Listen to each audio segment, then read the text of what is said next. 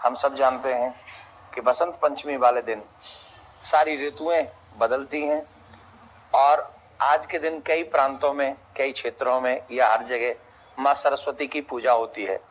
सरस्वती जी का प्राकट्य कैसे हुआ, ये जानिए कि जिस समय ब्रह्मा जी ने सृष्टि का सृजन किया तो सृष्टि का निर्माण तो उन्होंने कर दिया, पर उस समय सृष्टि में कोई शब्द नहीं था, कोई बोल नहीं रहा था, सब मूक थे।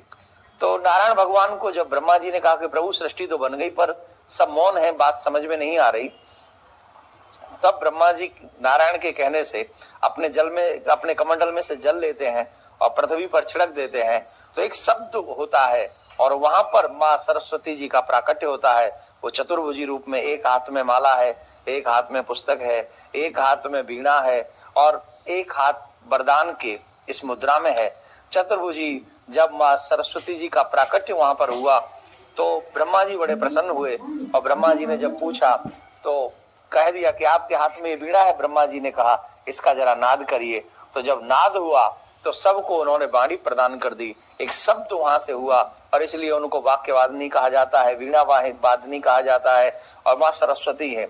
ये आज ही के दिन सरस्वती माँ का जो प्राकट्य हुआ वो बसंत पंचमी के दिन हुआ, इसलिए बसंत पंचमी हमारे यहाँ पूजनीय है और हम बसंत पंचमी के दिन ये विद्या के लिए भी सरस्वती माँ का पूजन करते हैं।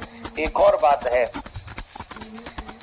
त्रेता युग में जब भगवान श्री राम की पत्नी सीता जी का हरण हो गया था तो उस समय सबरी माँ के यहाँ पर भगवान श्री राम पहुंचे थे। तो जिस शिला पर वहां बैठे थे, ऐसा मानते हैं कि वो एमपी में ऐसी जगह है जहां पर आज भी कुछ लोग माँ सरस्वती जी का पूजन उसी दंडकारण्य वन में राम जी और माँ सबरी के रूप में पूजन करते हैं।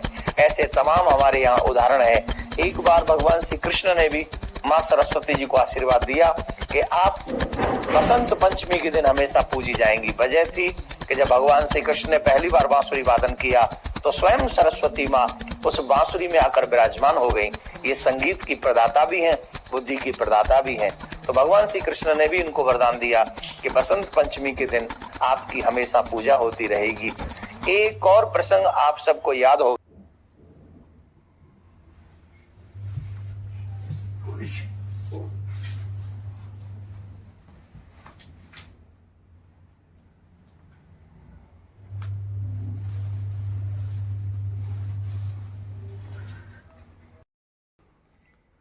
तो आज हमारी पूजा हो चुकी है समाप्त।